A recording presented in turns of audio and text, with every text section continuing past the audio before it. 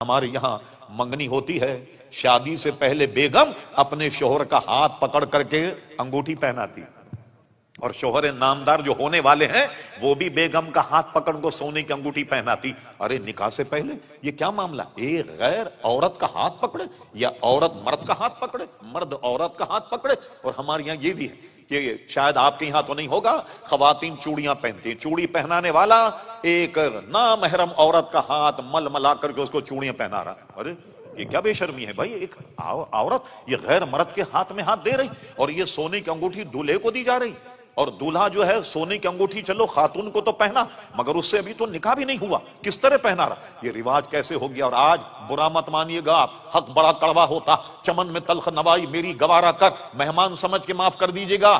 آج تو ہمارے نوجوان ہار ڈالنے لگ گئے گلے میں، سونے کی زنجیر ڈالے ہوئے ہیں۔ اللہ اکبر، دیکھا یہاں چین پڑی ہوئی، یہاں چین پڑی ہوئی، اللہ، اسی لیے تو بے چینی، سب حرام ہے۔ یہ تو سونا استعمال مرد کے لیے تو جائز ہی نہیں کہ گلے میں سونا، اور جناب یہاں سونا، اور انگوٹھی بھی سونے کی، اور جناب ایک ایکسٹرا، جناب گھڑی تو گھڑی ایک ایکسٹرا، اور جناب ایک کڑا، اور جناب زنجیر ڈال لی جاتی، یہ ساری چیزیں تو حرام۔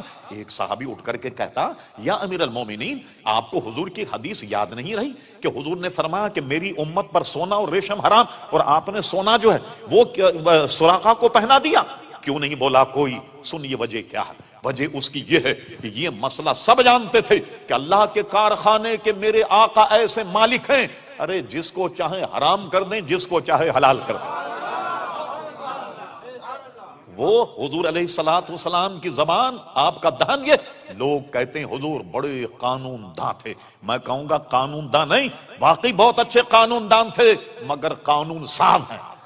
جو دہن سے نکل جائے جملہ رب کریم کا وہی قانون ہے، جو دہن سے جملہ نکل جائے سمجھ لو مرضی مولا وہی، سمجھ لو کہ منشا الہی جو ہے وہی ہے۔ سب جانتے تھے کہ حضور علیہ السلام نے سب کو تو حرام کہا، مگر ان کے لیے جو کہا ہے کہ کسرا کے کنگن پہنو گے، اس حرام سے ان کا استثناء کر دیا۔ دیکھا آپ نے، اسی کو اعلیٰ حضرت امام اہل سنت کہتے ہیں، میں تو مالک ہی کہوں گا کہ ہو مالک کے حبیب، یعنی محبوب و محب میں نہیں میرا تیرا۔ آپ نے انداز لگایا مقام مصطفیٰ۔ چلیے ایک تو یہ مسئلہ تھا سونے کا، اب میں آپ سے پوچھتا ہوں، یہ بتائیے کہ جب حضور نے فرمایا سراقہ تیرے ہاتھ میں سونے کے کنگن پہنائے جائیں گے، مجھے جواب دیجئے اگر ایران فتح نہ ہوتا کنگن کہاں سے آتا؟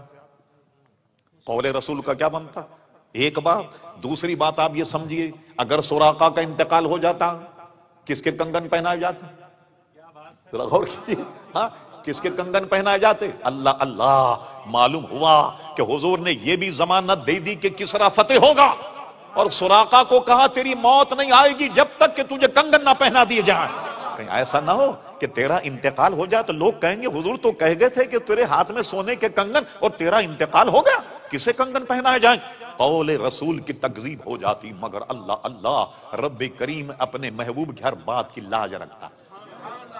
جب تک کسرا کا فتح نہیں ہوا حضرت سراقہ اس وقت تک زندہ تھے، تاکہ وہ زندہ رہیں، اور ان کو زندگی کی ضمانت دے دی کہ جب تک کسرا کے کنگن نہیں پہنائے جائیں گے تیرا انتقال نہیں ہوگا۔ اور دوسرا یہ کہ کسرا فتح ہوگا، فتح نہ ہوتا تو پھر کیا ہوتا؟ یہ ہے وہ قول رسول کے جناب حکم نافذ ہے تیرا، خامہ تیرا سیف تیری دم میں جو چاہے کرے دور ہے شاہ تیرا۔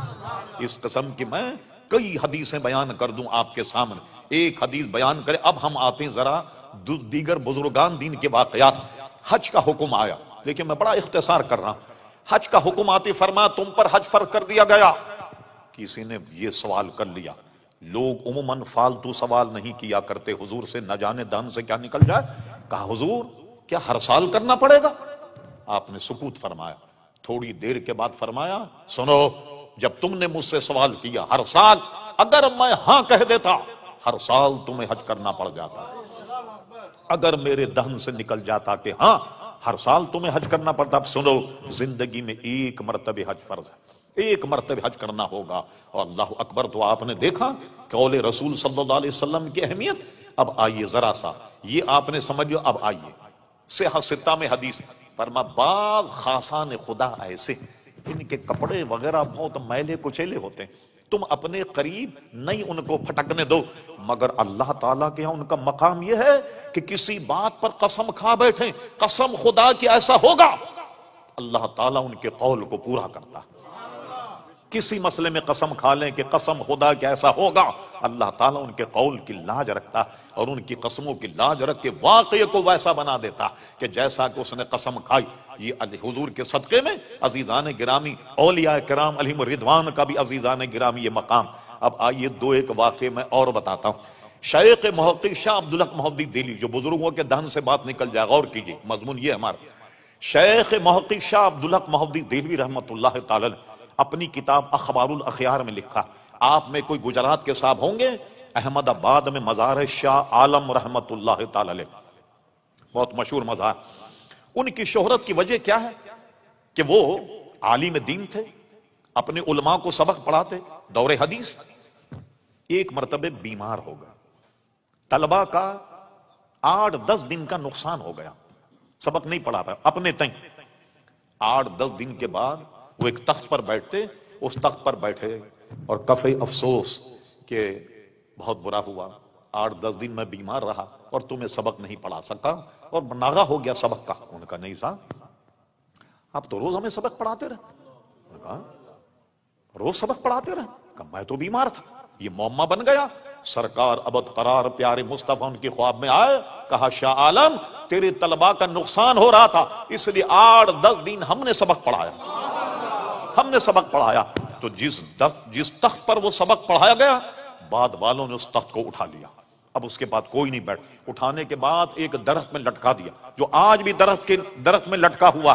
اور مشہور یہ ہے گجرات میں، پورے ہندوستان میں، اس تخت کے نیچے کوئی آدمی اگر جائے تو پیارے مصطفیٰ کی جلوہ گری کی برکت سے اس کی دعا قبول ہو جاتی.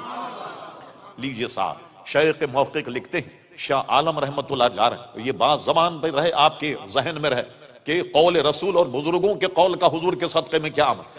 ایک جگہ جا رہے تھے تو اس کو لکھا کس نے؟ امام المحدثین امام الائمہ شاہ عبدالحق مہدی دہلوی. یہ 200-400 برس پہلے کے نہیں، ان کے وصال کی تاریخ 1052 ہجری. اب اندازہ لگائیے 300 سال سے زیادہ عرصہ ہو گیا. اتنے پرانے محدث سارے ہندوستان میں سند حدیث کے لانے والے شیخ محقق شاہ عبدالحق مہدی دہلوی رحمۃ اللہ علیہ یہ جا رہے تھے. توجہ، ایک چیز سے ٹھوکر لگی، ایسے ٹھوکر لگی. جب ٹھوکر لگی تو فرمایا یہ کیا ہے؟ لکڑی ہے، لوہا ہے، پتھر ہے. یہ ان کے دہن سے نکلا. شیخ محقق کہتے ہیں ان کی زبان سے نکالنا تھا کہ جس سے ان کو ٹھوکر لگی، ادھر سے دیکھو تو لکڑی نظر آتا، ادھر سے دیکھو تو پتھر نظر آتا، ادھر سے دیکھو تو لوہا نظر آتا. لیجئے صاحب، تینوں خوبیاں اس میں پیدا ہو گئی. اللہ کے ولی کی دہن سے یہ نکلا کہ کیا ہے؟ لوہا ہے، لکڑی ہے، پتھر ہے.